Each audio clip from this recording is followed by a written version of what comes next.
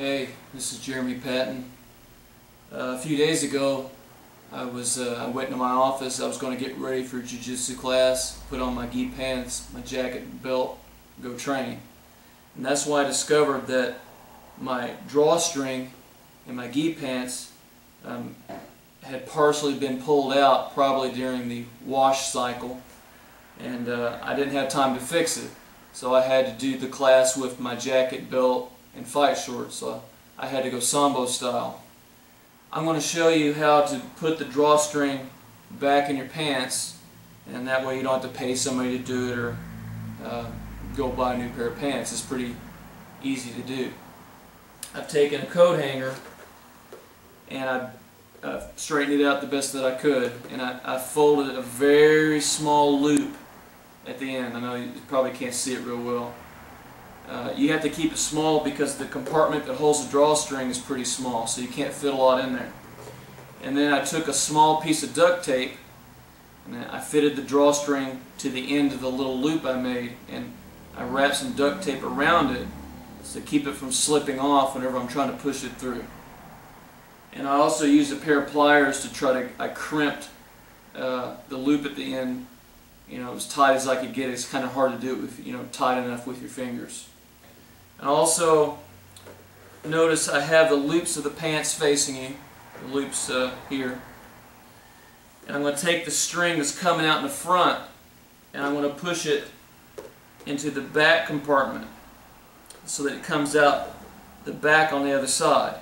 And that way, when you pull both strings this way, it tightens the noose around your hips so that your pants don't get jerked off of you. Okay, so I'm taking the string that's on the front side. I'm going to try to put it into the back. This can be a pain, but just be patient with it.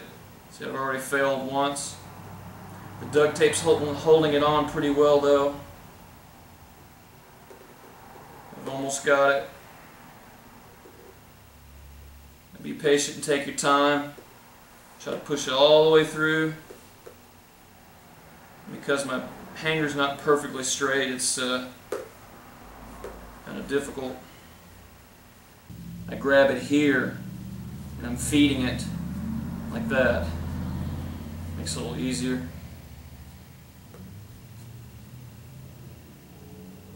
Alright, so I can see the hanger here on the end.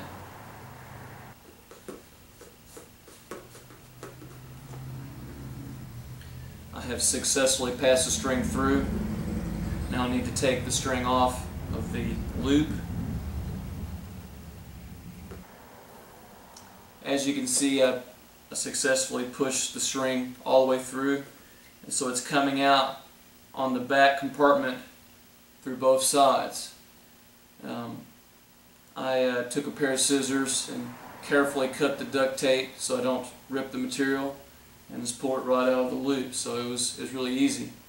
And when I pulled the coat hanger back through the way it came, I took a pair of pliers here and I undid the loop and made it nice and straight so it didn't rip anything when it's coming back through, because there was a pointy part pointing that way, so I want to make sure that it was straight and didn't catch on anything. And the whole time I did this slowly, didn't try to cram anything through forward or back so I didn't rip my gi pants.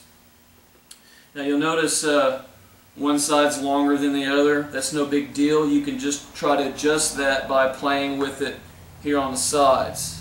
So you can pull or push.